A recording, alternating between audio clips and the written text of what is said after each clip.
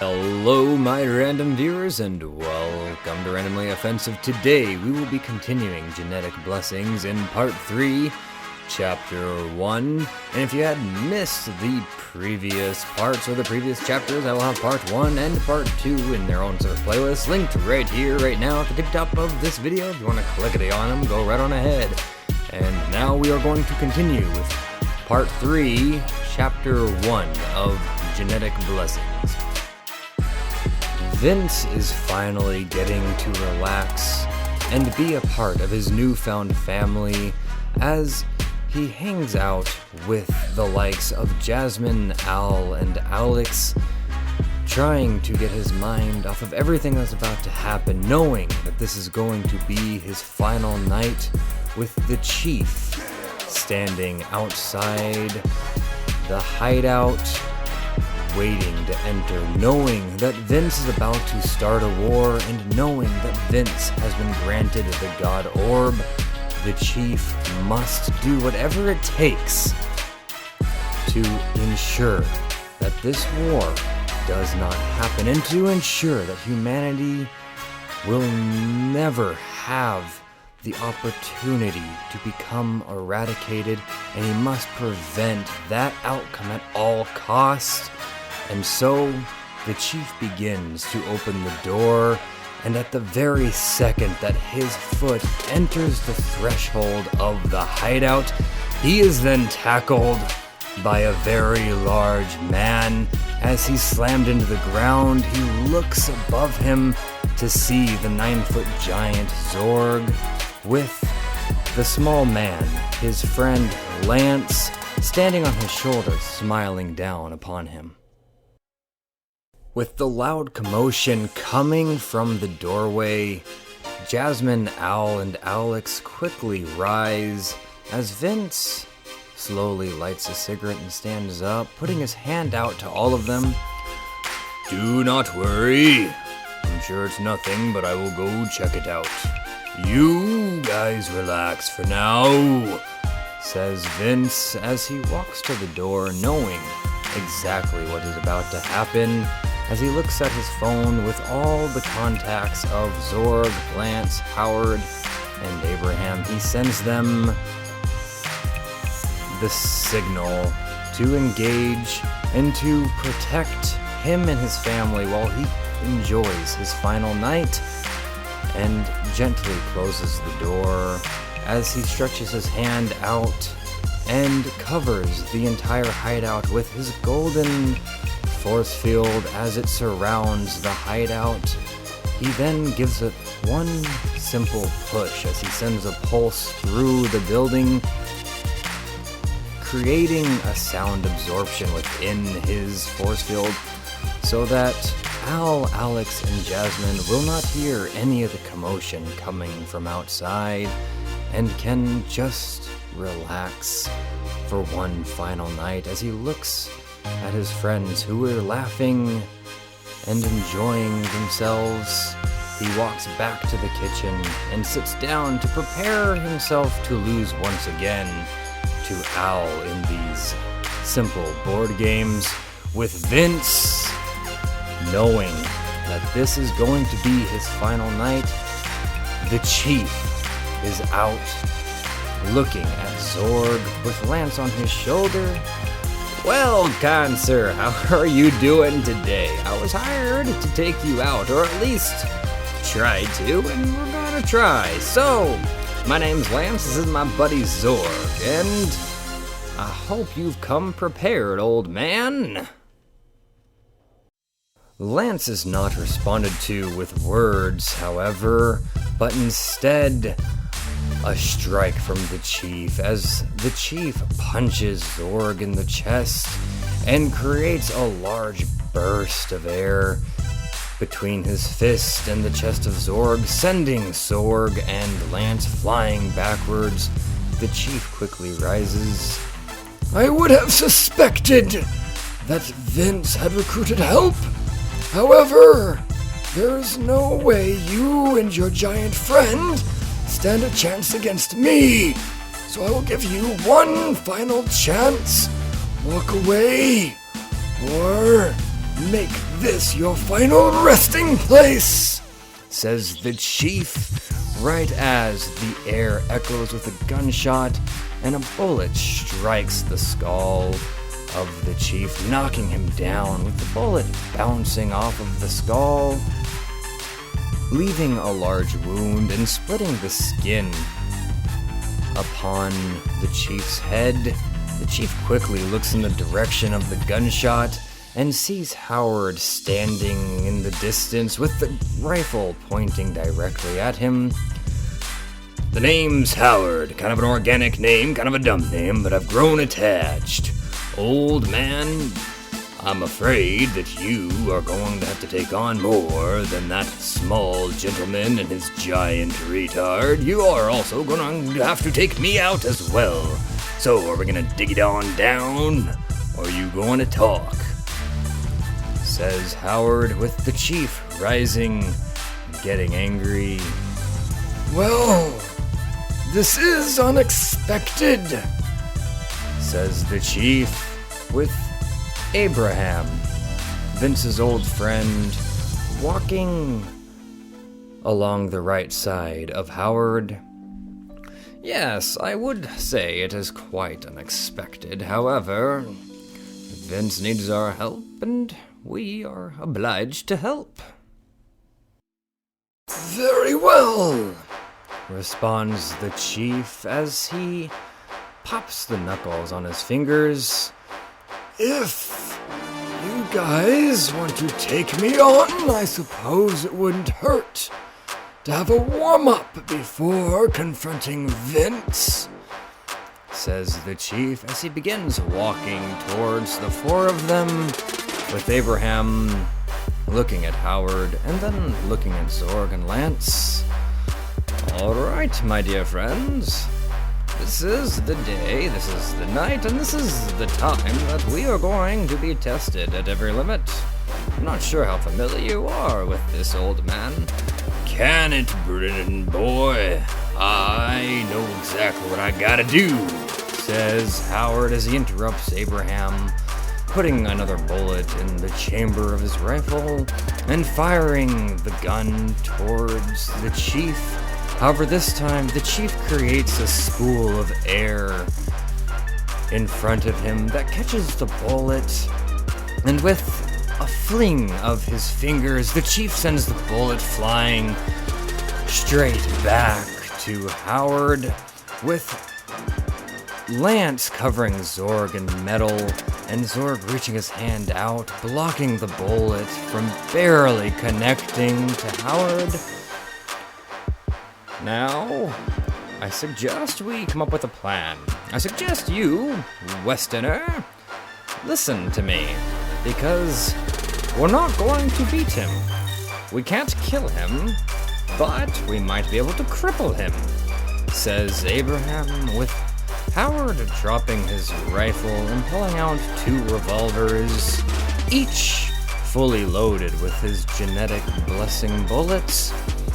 Whatever you say. Whatever you say. So, what do you want me to do and where do you want me to shoot? I will not miss. Well, with Lance and Zorg's genetic blessings combined, they're pretty much identical to Vince.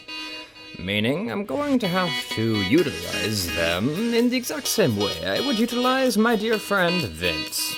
With that being said, I know that your strength is not of the equivalent nature. So, you guys charge in head first. Granted, do not let your pride get the best of you. This is not to beat him down, this is simply to buy time. Howard, I need you to swing to the left.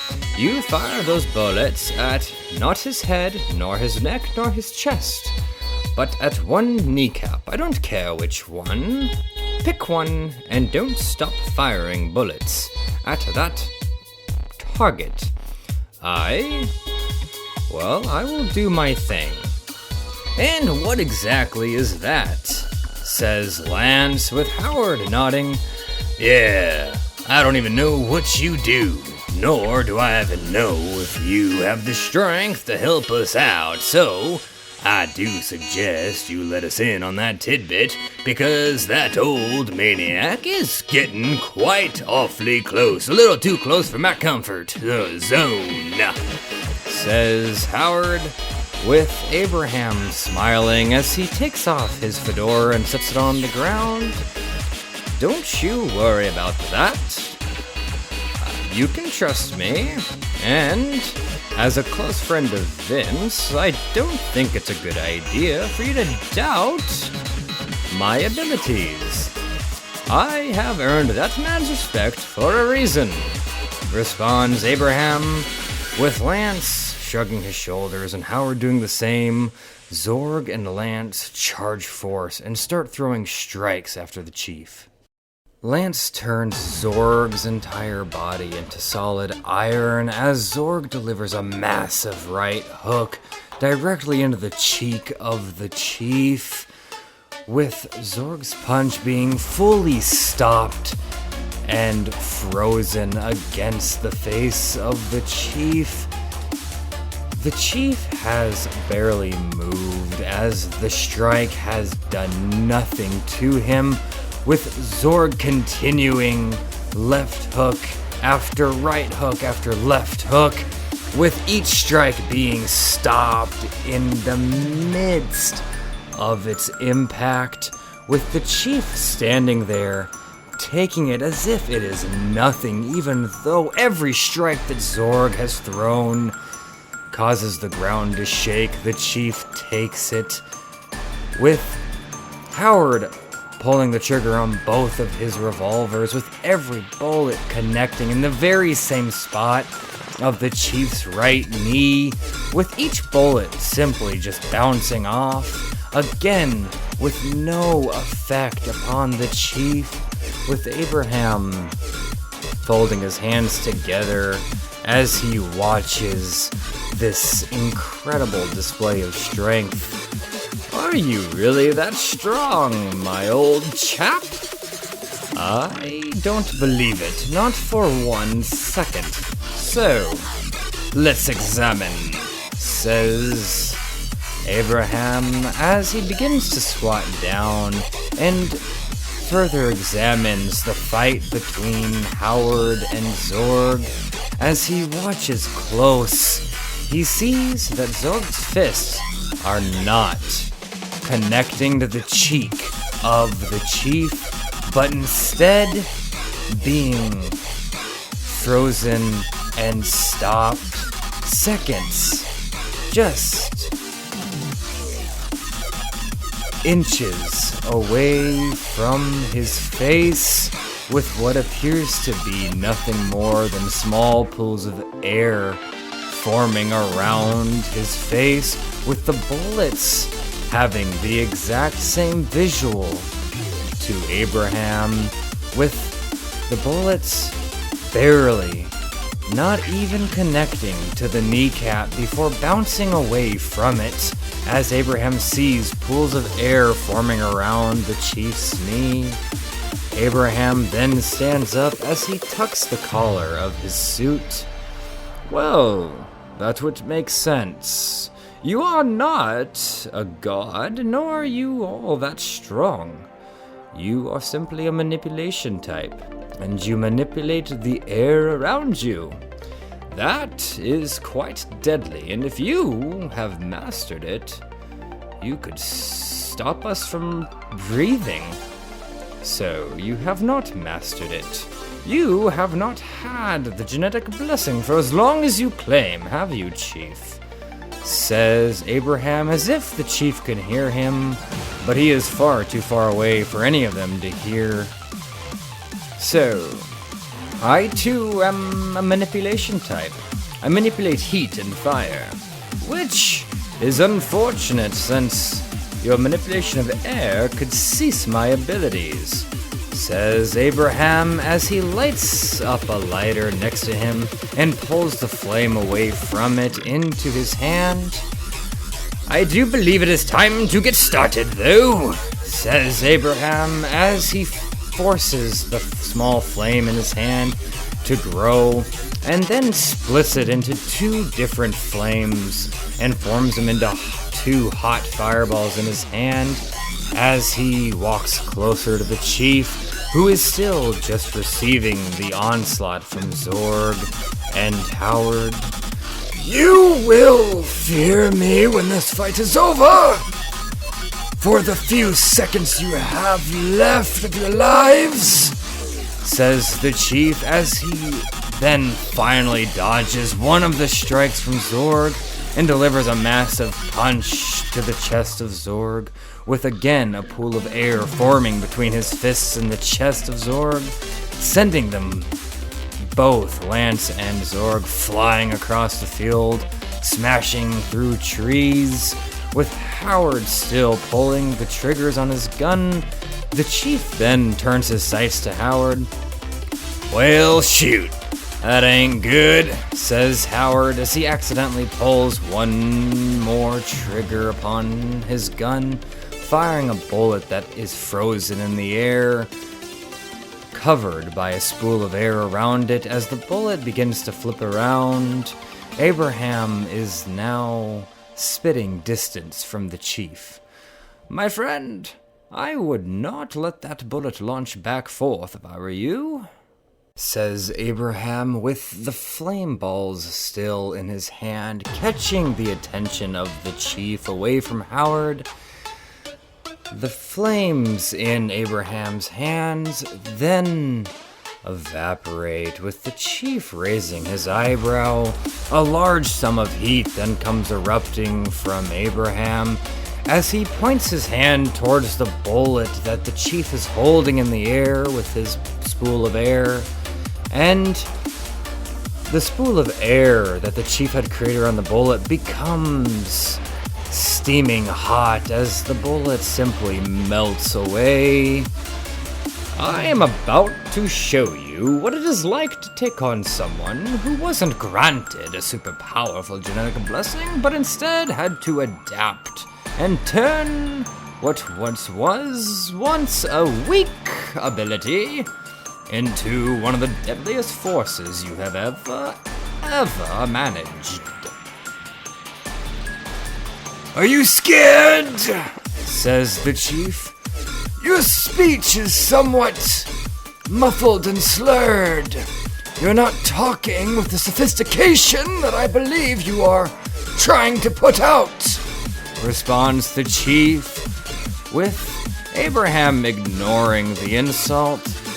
"My intellectual abilities will not be doubted when this fight is through, old man," responds Abraham, as even more heat comes projecting from Abraham's body as he kneels down on one knee, placing both hands onto the ground, with the grass around them burning away, and heat rising from the ground, hot enough to cause Zorg's metal body to become a bright red.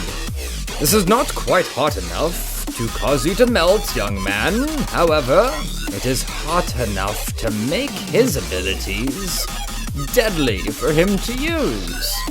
There's nothing worse than your own ability killing you off, though it's somewhat poetic with the way you like to kill us," says Abraham, with Zorg and Howard getting the message and the hint.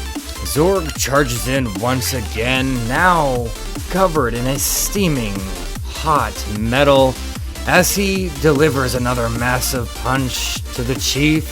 And just like the words of Abraham, the chief tries to develop a pool of air around him to protect him from the punch.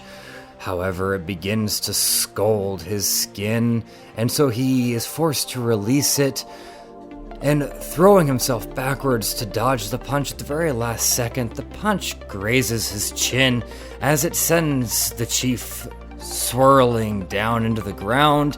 He stands back up quickly, with Howard pulling another trigger on his gun as the bullet flies towards the chief, the chief knows that he cannot use his air effectively or the way he is used to as the bullet flies through his gut. He knows that he is cursed to never die, but that does not mean that he can't live on forever in a coma. And the chief becomes angry. I get it now! I understand why Vince specifically called you Abraham. Only if you were on my side. I will never join a broken, psychotic man like yourself, says Abraham as he still projects heat from the ground. Very well. You have established your strength. Now, it is my turn, says the chief as he flattens the palm of his hand and puts his arm in the air and swings it down as if he is karate chopping the air, with Abraham's chest then splitting open and getting sliced as if he was swung at by a samurai. I see. You are able to manipulate the air to turn it into sharp blades. Very impressive. However, if you think that I am nothing more than a man that can provide heat and support, you would be wrong, responds Abraham as the wound on his chest seals and then begins to heal. The chief begins to laugh. Do not try to trick me! I am no fool, Abraham! I know that you don't have a second genetic blessing that can heal you. You only have one genetic blessing, which is to manipulate heat, and you used your own heat to seal your wound. Quite impressive, and a lot of dedication. Sorry to cut you off early, Brit boy, yells Howard as he is seen struggling holding his two guns as he's pointing them at the chief. But, it would appear that I cannot pull the very own trigger on my very own weapon here, says Howard as there's a pool of air keeping the hammer from going forward, and the heat being projected from Abraham is making the revolvers incredibly hot. I don't think I'm gonna motherfucker, says Howard as he throws the guns down, not being able to finish his sentence. My hands are wilted, my hands are burnt, and I don't think I'm gonna be any good here. Sorry, Brit boy, says Howard with the chief smiling at Abraham. See, this is kind of what I was talking about. Allow me to show you the true strength of a genetic blessing who actually wants to do what is right, says the chief as he presses his middle finger against his thumb and points it at Howard. And with a flick, a large spool of air comes flying from his hands and towards Howard, and the spool of air collects all the heat from Abraham. And when it hits Howard, it burns his vest, his poncho, and his hat away as it scorches his skin and sends him flying back, smashing against Vince's hideout that is covered in the golden force field, with Howard falling to the ground.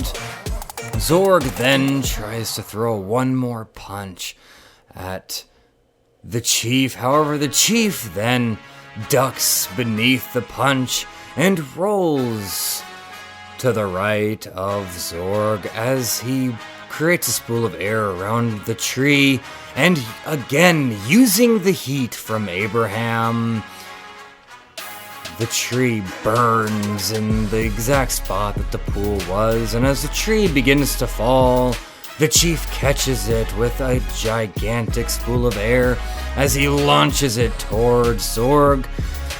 Zorg then gets connected by the tree as it launches him down once more, with the chief then walking towards Abraham, with Abraham putting out more heat onto the ground, trying to make it so that the chief cannot use any air. He hears Lance in the distance. Okay, buddy, you got to stop. You're melting, Zorg, says Lance as he begs Abraham to stop, with Zorg beginning to scream in pain. Abraham then reduces the heat, and with his attention off of the chief stands right before him and delivers a massive punch with a spool of air around his fist, forcing Abraham down to the ground, with the heat finally getting up, letting up, and ceasing. The chief stands above Abraham. I told you this is gonna be nothing more than a warm-up, says the chief, as he creates a spool of air around his fist that takes the shape of a blade. Do you really think that Frost, Vince, and yourself are the only ones that are able to use your genetic blessings for only defense or aggression? I have mastered every element of this, says the chief as he grinds his teeth and snarls at Abraham, with Abraham terrified of what's about to happen. The ground then begins to shake, and the chief looks to the right to see Zorg standing above him, with the tree that he threw at Zorg fully grasped by Zorg, as Zorg swings it like a baseball bat, connecting to the chief and sending Chief flying into the air. And he's going, and he's gone, says Lance as he puts his hand over his forehead, looking at the now flying chief. Good shot, my giant fellow, says Abraham as he stands up, with Howard forcing himself back on his legs. Alrighty, Abraham. What is your plan today? What do you think we are possibly going to be able to do to get out of this alive?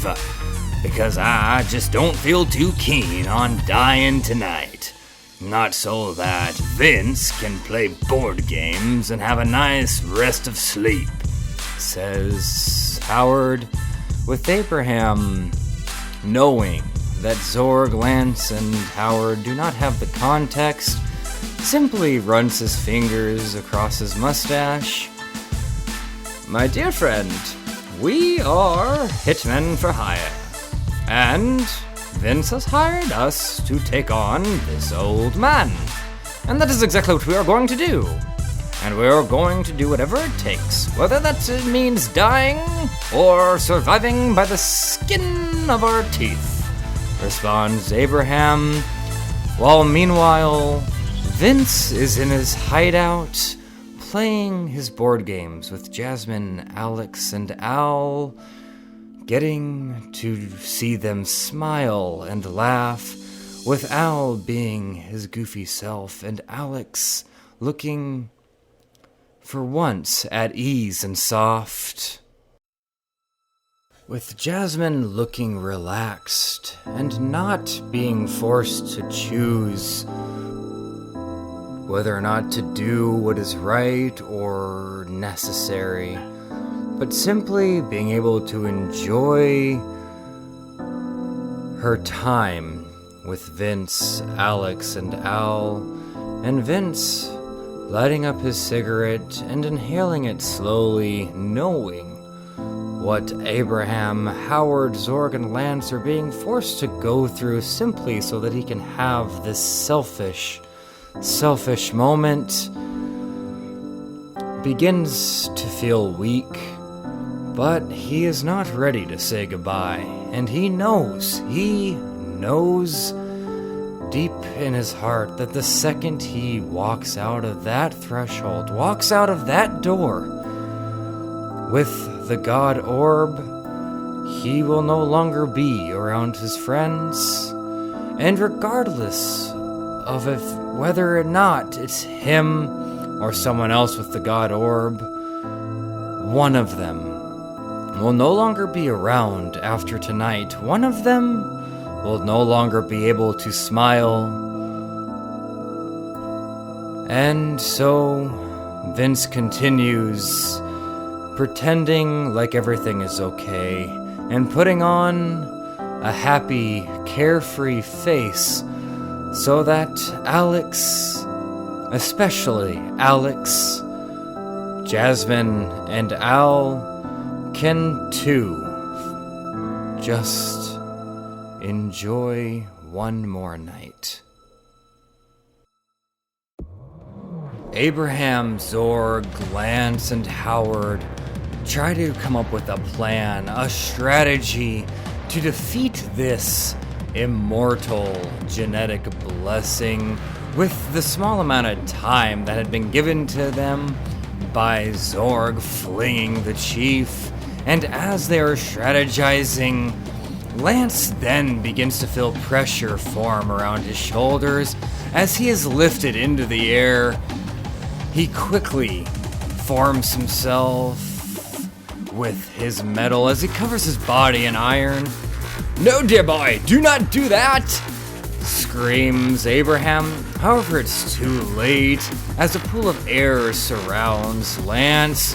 Lance begins to scream in pain as you can hear his cast iron body beginning to warp and be crushed, with Zorg watching his brother slowly being crushed, becomes terrified, with Howard and Abraham looking at each other.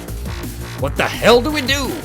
You gotta talk to me, Abraham! Boy, what do we do?" says Howard, as they all three stand there helpless, with Lance screaming in pain. And finally the screams cease and no longer echo through the air, as a solid ball of metal that used to be Lance falls to the ground.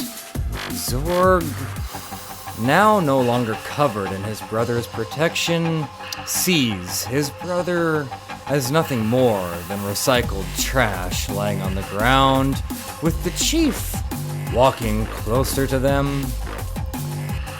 Alright, Howard. Zorg, I need you to step aside. It is time to finish this, I suppose, says Abraham, trying not to show any emotion at what had just happened. With Zorg barely having the strength to stand, Howard begins backing up, with Abraham removing his suit jacket while rolling up the sleeves of his shirt. "So, that is where Vince had gotten it, is it?" says the chief. But Abraham does not humor this old man anymore as he glares at the chief. "That was unnecessary, uncalled for, and quite frank, there's no reason for you to kill us, and I suspect you might actually know that. Do you find joy in murdering those who do not deserve it?" says Abraham, with the chief smirking. "Do I find joy in killing those who don't deserve it? All of you guys deserve it! All genetic blessings deserve it! You have not seen what I have seen, young man! You have not seen the turmoil you have caused!" "Perhaps not, but I am going to go all out now, lad. So, go ahead, make your spoilers of air. Show me what you've got. Give me everything," says Abraham as he extends his arms out, with his legs closed as he stands tall, waiting for the chief to make a move. With Zorg walking up to his brother, who is now a crumpled ball of iron, picks up his brother and holds the ball of iron to his chest as he sobs over his brother, wishing that he could say anything, wishing he was smart enough to speak so that he could say something in remembrance of his brother. And Howard, seeing the big man broken, walks up to him as he tucks on Zorg. I know what it's like to lose a brother, and you have my condolences, but I have a feeling we don't want to be around right now, son. Come on, we gotta go, says Howard, as he gets Zorg to follow him, as Zorg still holds the ball of iron close to his chest. The chief gets in his fighting stance, with Abraham erupting a large amount of heat that causes everything around him to burn, as the dirt on the ground begins to burn at a hot enough ratio to begin to turn into a glass-like substance as he charges at the chief. Abraham gets close enough to where the chief can't dare use any of his air manipulation, or else it will scorch his very body. And so the two lock into hand-to-hand combat, with the chief being burnt every time Abraham throws a strike to the chief. And so the real battle between the chief and Abraham has commenced, with Abraham throwing a left jab. The chief blocks it with his right hand as he rotates his elbow to the outside, connecting to the jaw of Abraham. And with the strike connecting to his jaw, Abraham rotates in the direction to relieve the pressure as he swings his right leg around into a spinning hook kick, connecting it to the ribs of the chief, with the chief standing his ground, allowing the kick to snap every rib, then wraps his arm around the leg of Abraham and creates a small spool of air, but instead of near him, he creates it underneath Abraham, and the heat creates a steam eruption from the spool of air that throws Abraham in the air. With the chief still holding on to his leg, he forces Abraham down, slamming him into the ground, with the ball of his back smashing into the glass-like substance that was once dirt. With Abraham bouncing off the ground, the chief then goes in for a tackle as they roll through the ground, throwing punches at each other's ribcage and stomach. They finally interlock each other in a headlock as they both roll through the ground, squeezing each other's necks, with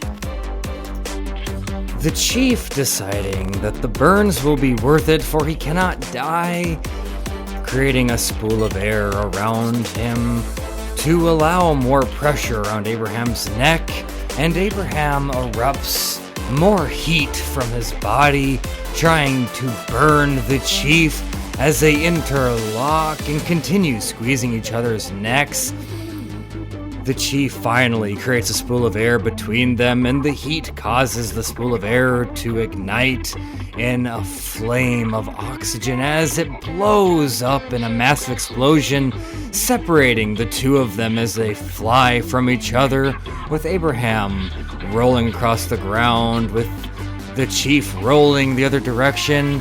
They then stand as they interlock, staring into each other's eyes. Abraham begins throwing fireballs that he forms in his hands at the chief, one after another, as he hurls the fireballs towards the chief. The chief creates spools of air around his hands as he bats them away, and as they hit the ground, they do not explode like Vince's force-field balls, but instead spread into flames across the forest as trees begin to burn, bushes ignite and grass burns, the two become surrounded in a ring of fire as Abraham continues throwing balls of fire, with Vince still sitting in the hideout. Abraham wishes that the man will call it a night soon and come out, for he does not know how long he can keep the chief at bay. As the chief begins walking towards Abraham, with Abraham throwing the fireballs one after another, the chief finally gets close enough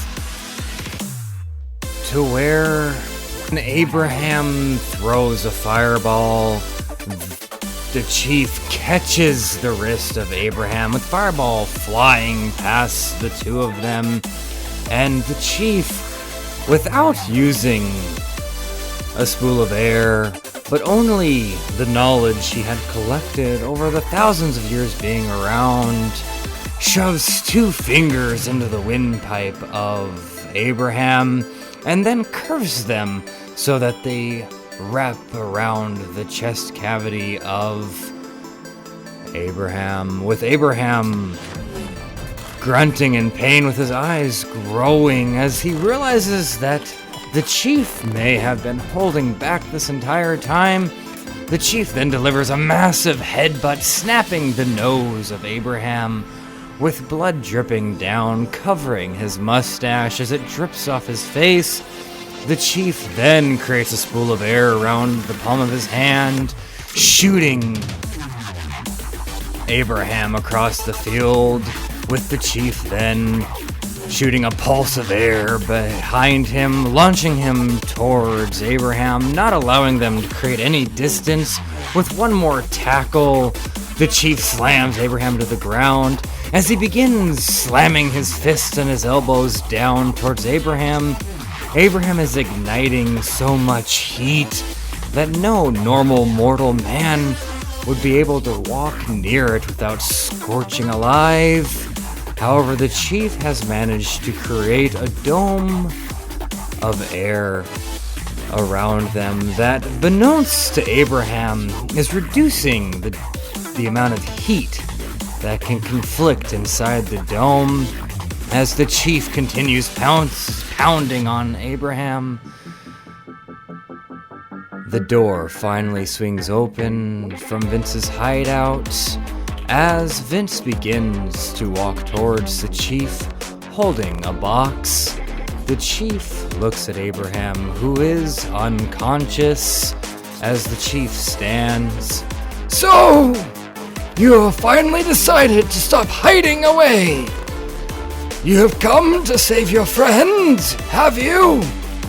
Says the chief, with Vince still holding the box, glaring at the chief.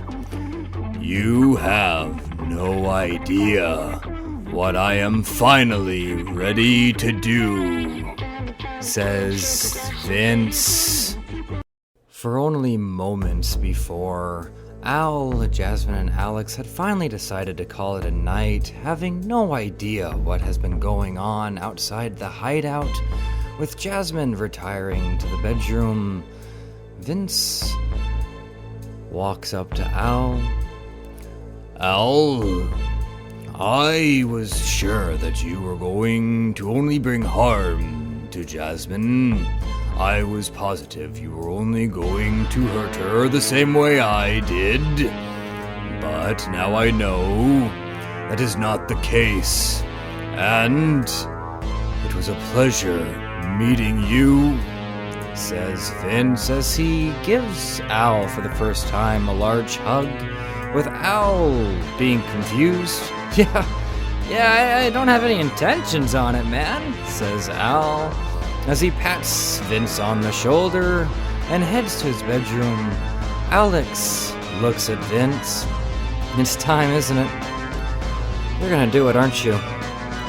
I am, says Vince, trying to not crack under the pressure. Alex, do know that out of everyone I have ever met, you are the one that I have loved the most. and I am happy to call you my child," says Vince as Alex charges him and grabs him with a very large hug as tears begin running down her face. And I would be happy to call you Dad if you didn't want to kill yourself, says Alex, with Vince kneeling down, putting his hands on her shoulders. "There is no other way. There is no way I can allow myself to continue putting you in danger. And this is my duty. I must do what is necessary." With Alex nodding her head, Vince begins to walk away, for if he doesn't do it now, he may never do it, as he grabs the box that has the god orb. He leaves the hideout, and now he faces the chief as he sees that Zor cowered at Lance is nowhere to be seen, and his friend Abraham laying on the ground with the chief on top of him. "You have no idea what I am willing to do," says Vince as he begins opening the box with the god orb floating inside of it. Vince looks at it. "Is this really going to be the night I say goodbye? Is this really going to be when I finally become a god, long enough to save this planet of mine?" says Vince, with the chief frozen in fear, but only momentarily. Do you really want to do that? says the chief, with Vince looking up at him. "Not one bit.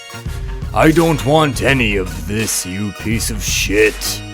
I wish that there was something I could say to provoke you, to encourage you, to find a different way. But you are a stubborn old man.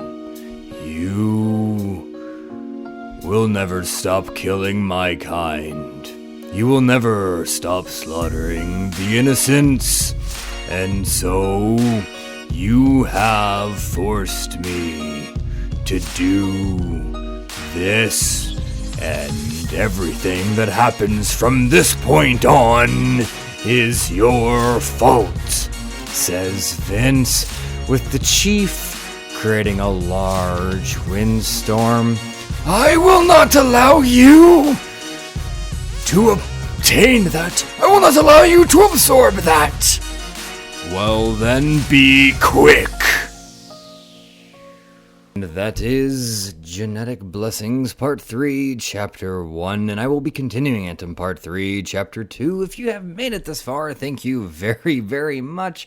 I hope you enjoyed. If you really enjoyed, do consider hitting the like and subscribe button, and do not get hit by a meteor. Take care of yourselves, and bye.